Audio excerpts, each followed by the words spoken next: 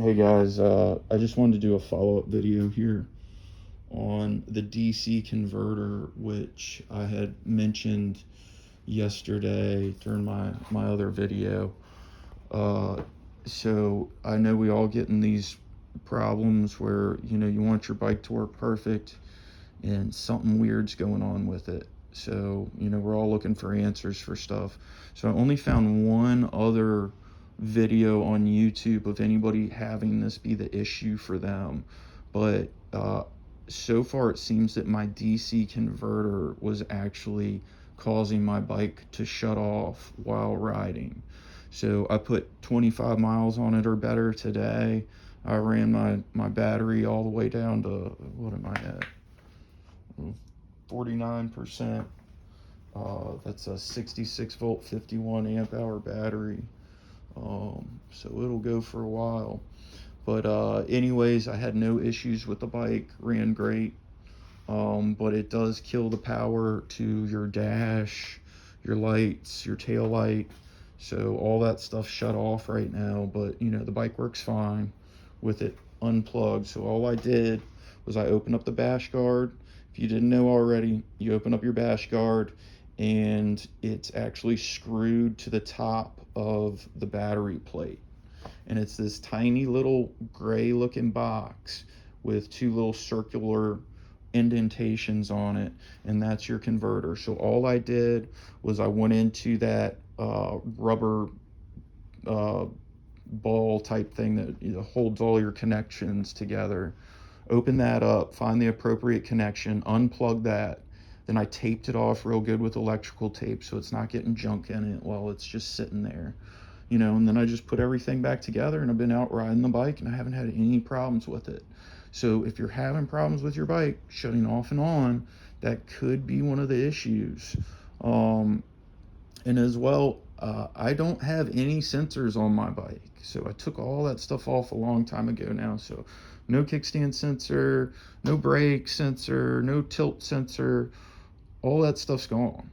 And that was the only other little bit I could find on anything was that I found one YouTube video where the guy was saying it was the DC converter.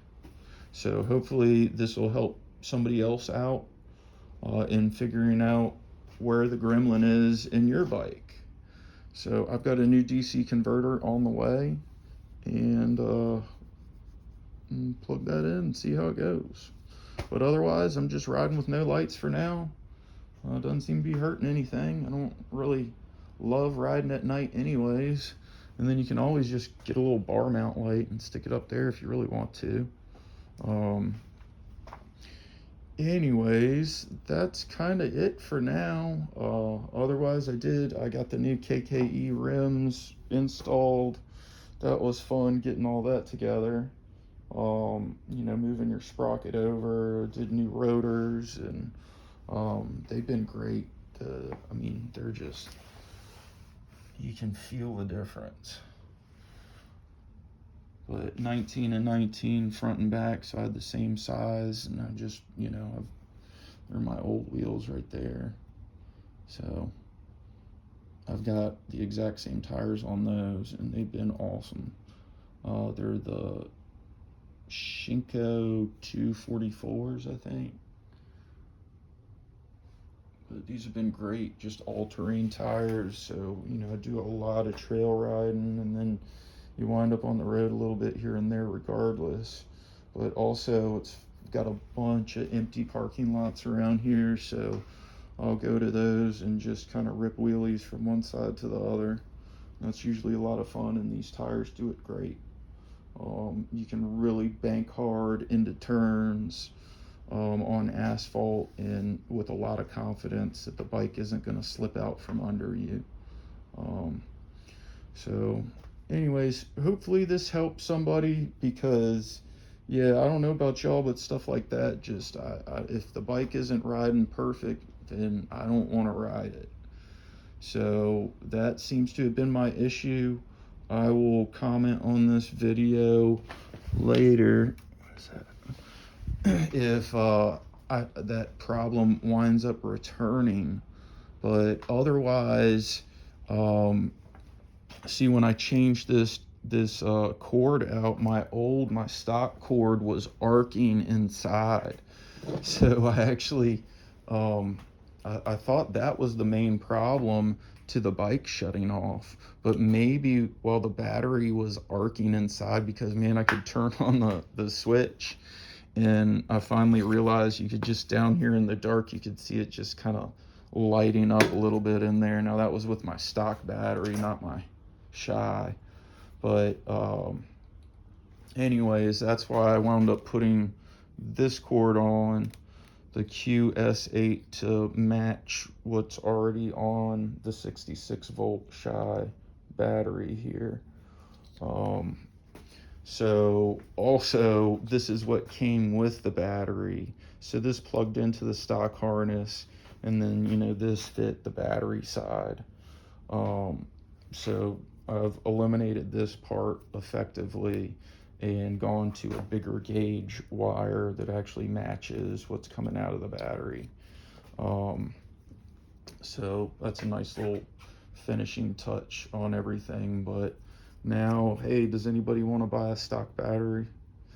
But yeah, so that's all kind of said and done now.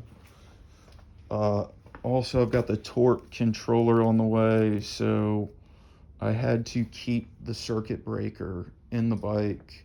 Otherwise, apparently it's just with the Torp. I don't know. It might be similar with other controllers, but otherwise, apparently what you can do is you can just run this directly to your controller and hook everything up, and it'll work without the circuit breaker in there. So you can delete the circuit breaker and have all that extra room. And that's what I thought I was gonna do. Because, by the way, this is $100 cord from Shy Battery. So I had to cut that thing open myself.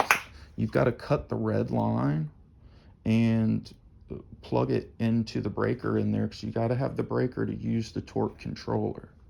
So I kind of found that out last minute. Thank goodness I did, before I just pulled the breaker out and set this up, and then my controller shows up and I'm like, oh great.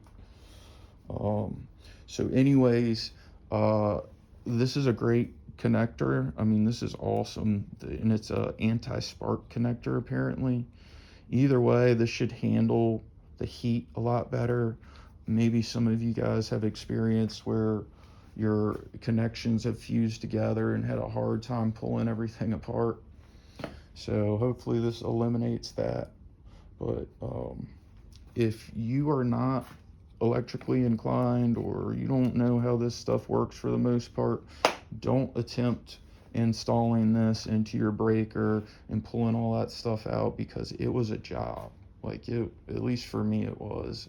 Now granted, it was the first time I was doing it, but then once again, you got to cut this, you got to cut the red line in here to the right length, so your lines meet perfect. Because boy, if you cut your line wrong, well, you just cost yourself $100 cord, because maybe it doesn't reach now, right? So anyways, you got to get that just right, get it plugged into the breaker. But it's working great. So now hopefully my Torp controller shows up tomorrow, and I'll have that on there. But otherwise, sorry, I know it got a little long-winded here, but I really wanted to talk about that DC converter. So hopefully that helps everybody out a little bit with troubleshooting your bike, because we all know that can be a real headache, especially if you don't have your stock dongle and battery to maybe diagnose what's going on with the bike.